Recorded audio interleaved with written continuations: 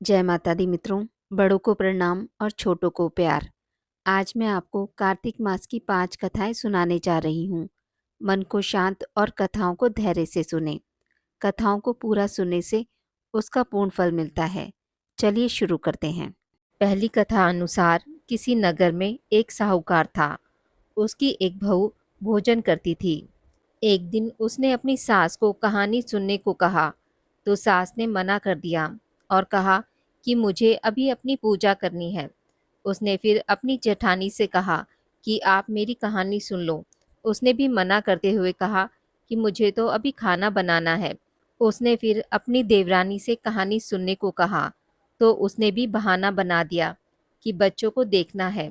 उसने फिर अपनी ननद को कहानी सुनने के लिए कहा तो उसने भी मना कर दिया कि मेरे ससुराल से मेरा बुलावा आ गया है और मुझे जाने की तैयारी करनी है।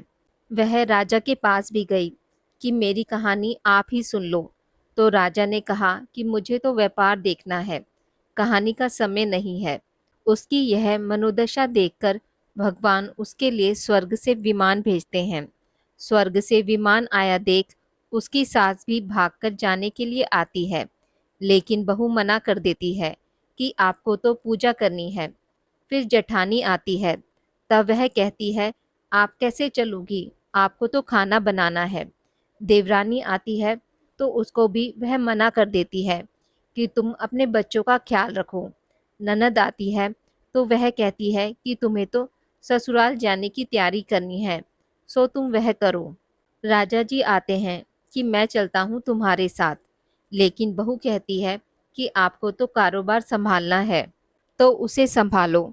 आखिर में पड़ोसन आती है और कहती है कि बहन मैं तुम्हारे साथ चलूं। तब बहू कहती है हाँ तुम मेरे साथ चलो, क्योंकि एक तुम ही तो हो जिसने कार्तिक के पूरे माह मेरी कहानी सुनी है। दोनों विमान में बैठकर स्वर्ग जाने लगती हैं।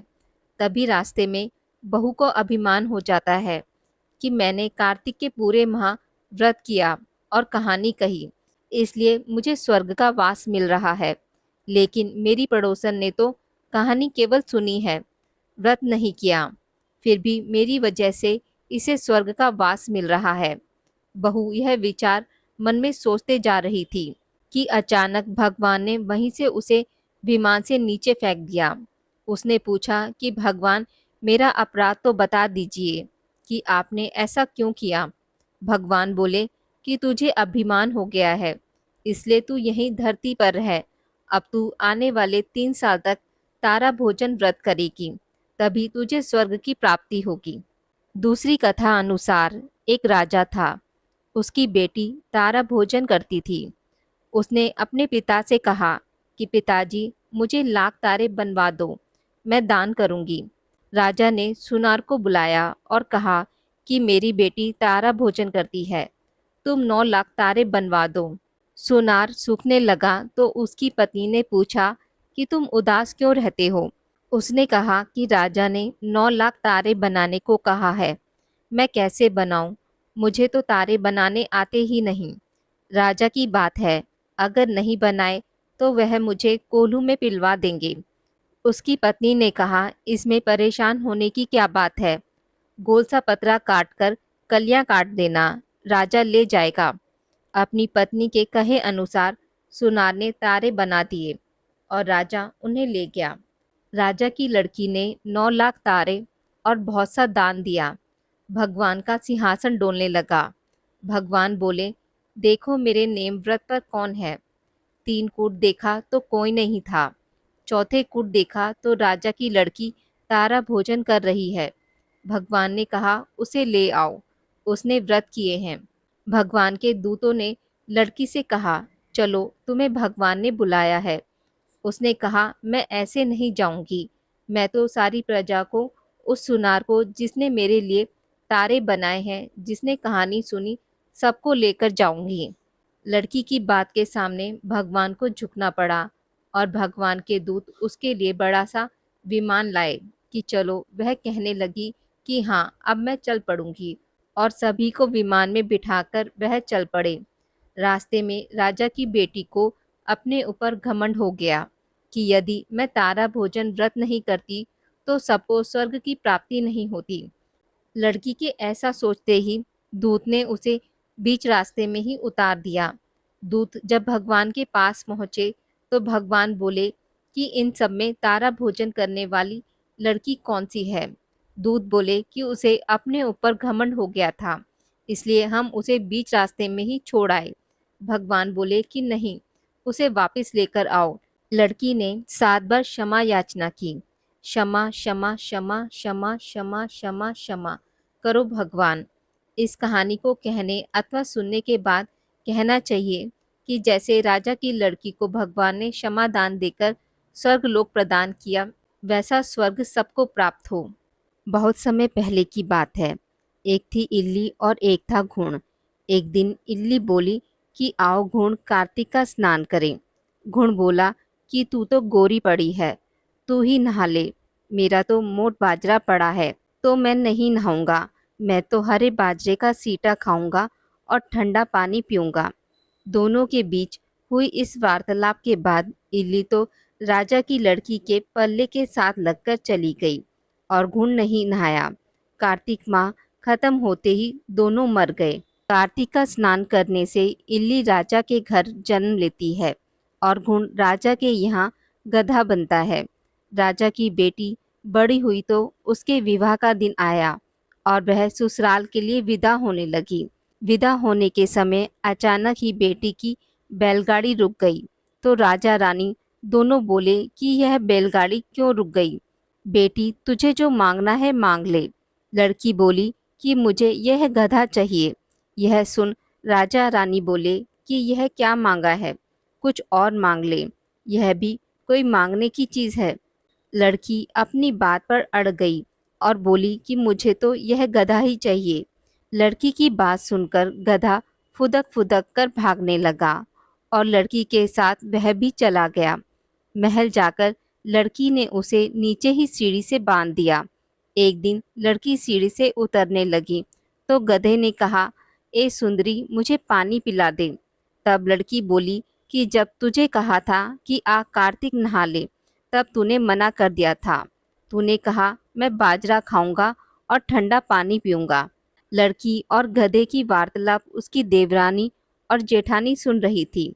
वह दोनों अपने देवर के पास गई और बोली कि ये तुम किस जादूगरनी को ब्याह कर लाए हो, यह तो जानवरों से बात करती है। अपनी भाभीियों की बात सुनकर लड़का बोला कि मैं जब अपने कानों से सुनूंगा और आंखों से देखूंगा तभी मानूंगा। अगले दिन वह सीढ़ी पर छिपकर बैठ गया। उसकी पत्नी आई और गधे ने उससे फिर वही बात कही, जिस पर रानी ने भी वही जवाब दिया। यह सब देखकर वह राजकुमार तलवार निकालकर सामने आया और बोला कि तुम जानवरों से कैसे बात कर सकती हो, बताओ कि तुम कौन हो। उसकी पत्नी ने उसे बहुत कहा कि औरतों का भेद नहीं खोलना चाहिए, लेकिन वह अड़ा रहा कि नहीं, मैं तो सब जानकर ही रहूँगा।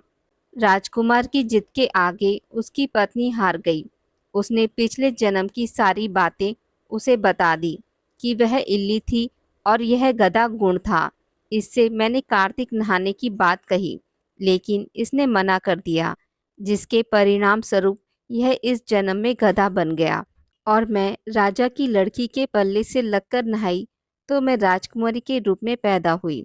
इसलिए मैं तो इससे पिछले जन्म की बात कर रही थी। सारी बात सुनकर राजकुमार बोला कि क्या कार्तिक स्नान का इतना पुण्य मिलता है। रानी ने कहा कि हाँ, बहुत पुण्य मिलता है। अपनी पत्नी की सारी बातें सुनकर राजकुमार ने कहा कि यदि कार्तिक स्नान का इतना महत्व है, तब हम दोनों जोड़े से कार्तिक स्नान करेंगे और दान पुण्य भी करेंगे, ताकि आने वाले समय में हम सुखपूर्वक रह सकें। दोनों ने जब जोड़े से स्नान किया तो उसके पास काफ़ी धन हुआ। हे कार्तिक महाराज, जैसा आपने इल्ली को फल दिया वैसा ही सभी को देना, लेकिन घुण को जैसा फल दिया किसी को ना देना। एक नगर में एक जाट और जाटनी रहते थे और वह बहुत ही गरीब भी थे। एक बार जाटनी जाट से कहने लगी कि मैं तुम्हें 4 रोटी बनाकर दूंगी, तुम नदी किनारे जाना, वहाँ राम लक्ष्मण आते हैं, वहाँ जाकर यह पंक्तियां कहना। राम बड़े लक्ष्मण छोटे, वो बैठे अम्बे की डाली, वो बैठे चंबे की डाली। माटी का दशरथ बनावे, मक्खन मिश्री का भोग लगावे, दे परिक्रमा घर आवे। जाट रास्ते भर इन पंक्तियों को रटता गया, पर नदी किनारे जाकर भूल गया और वहां जाकर बोलता है, लक्ष्मण बड़े राम छोटे, वो बैठे अम्बे की डाली, वो बैठे चंबे की डाली। मट्टी का दशरथ बनावे, मक्खन मिश्री का भोग लगावे, दे परिक्रमा घर आवे। जाट की बात सुन राम लक्ष्मण से कहते हैं, लक्ष्मण इसने तुम्हें बड़ा बताया है, तुम इसे कुछ दे दो। लक्ष्मण बोलते हैं कि हे राम भैया, इसकी बुद्धि मलिन हो गई है, यह मूर्ख व्यक्ति है, कहीं राम से भी बड़ा दुनिया में कोई है। राम बोले कि नहीं लक्ष्मण, इसने तुम्हें बड़ा बताया है, तो तुम ही इसे कुछ दे दो। राम जी की बात सुनकर लक्ष्मण जी ने थोथे बांस में से कुछ मोहरें अशरफी भरकर दे दी। रास्ते में मोहरे अशरफी चोर लूट ले गए। घर आया तो जाटनी ने पूछा, कुछ मिला? जाट बोला कि मिला तो था, पर चोर लूट ले गए। जाटनी ने कहा, कोई बात नहीं, कल फिर जाना। अगले दिन फिर से जाटनी ने 4 रोटी बनाकर जाट को दे दी और फिर सिखाया, राम बड़े लक्ष्मण छोटे, वो बैठे अम्बे की डाली, वो बैठे चंबे की डाली। मिट्टी का दशरथ बनावे, मक्खन मिश्री का भोग लगावे, दे परिक्रमा घर आवे। जाट फिर रास्ते भर यही पंक्तियां याद करते हुए गया, लेकिन जैसे ही राम लक्ष्मण के पास पहुंचा तो फिर से भूल गया और बोला, लक्ष्मण बड़े राम छोटे, वो बैठे अम्बे की डाली, वो बैठे चंबे की डाली। मट्टी का दशरथ बनावे, मक्खन मिश्री का भोग लगावे, दे परिक्रमा घर आवे। राम बोले, हे लक्ष्मण, ये व्यक्ति आज भी तुम्हें बड़ा बता रहा है, तुम ही इसे कुछ दे दो। लक्ष्मण फिर बोले, इसकी तो बुद्धि खराब हो गई है, मूर्खमति वाला व्यक्ति है ये, कभी राम से भी बड़ा कोई हुआ है? राम फिर बोले कि लक्ष्मण, इसने तुम्हें ही बड़ा बताया है, इसलिए तुम ही इसे कुछ दे दो। लक्ष्मण ने इस बार जाट को सोने की ईंट दे दी। रास्ते में फिर से चोरों ने उसे लूट लिया। घर आया तो जाटनी ने फिर पूछा, कुछ मिला? जाट बोला, मिला तो था, लेकिन रास्ते में चोरों ने लूट लिया। अब जाटनी बोली कि क्या कहा था तुमने? जाट बोला, लक्ष्मण बड़े राम छोटे, वो बैठे अम्बे की डाली, वो बैठे चंबे की डाली। मट्टी का दशरथ बनावे, मक्खन मिश्री का भोग लगावे, दे परिक्रमा घर को आवे। यह सुनकर जाटनी बोली कि तुम तो बहुत ही भोले हो, कहीं राम से भी बड़ा कोई हुआ है दुनिया में। अब कल फिर से जाना और अब ठीक ठीक बोलना। अगले दिन जाट फिर गया और उसने अब ठीक से पंक्तियां भी बोली, राम बड़े लक्ष्मण छोटे, वो बैठे अम्बे की डाली, वो बैठे चंबे की डाली। मट्टी का दशरथ बनावे, मक्खन मिश्री का भोग लगावे, दे परिक्रमा घर को आवे। लक्ष्मण बोला, हे राम भैया, आज इसको अकल आ गई, आज इसे आप कुछ दे ही दो। राम मुस्कुराते हुए आए और बोले कि भाई, मेरे पास क्या है, यह जोहड़ की मिट्टी है, ये ले जा। यह कहकर अपने हाथ से थोड़ी सी मिट्टी की डली जाट को दे दी। जाट बड़बड़ करके जाने लगा कि बुढ़िया माई ने उसे उल्टी सीख दी। रोज सोना चांदी मिलता था, आज मिट्टी की डली मिली है। मिट्टी लेकर वह घर की ओर चल दिया। बीच रास्ते में फिर से चोर मिले और उन्होंने मिट्टी देखी तो मिट्टी को देखकर कुछ नहीं बोले। अब जाट घर पहुंचा तो जाटनी ने पूछा, कुछ मिला? जाट बोला, हाँ, तेरी उल्टी सीख के कारण आज मिट्टी की डली मिली है। जाटनी बोली, कोई बात नहीं, आज कुछ तो लेकर आए हो, बाकी दिनों तो खाली हाथ ही आते थे। मिट्टी की डली कुछ काम तो आएगी, इससे मैं चूल्हा लीप सकती हूँ, घर का आंगन भी लीप सकती हूँ। मिट्टी की डली को वे तुलसी के पौधे के नीचे रखकर सो गए। सवेरे जब उठे तो देखा वहाँ हीरे मोती जगमगा रहे थे।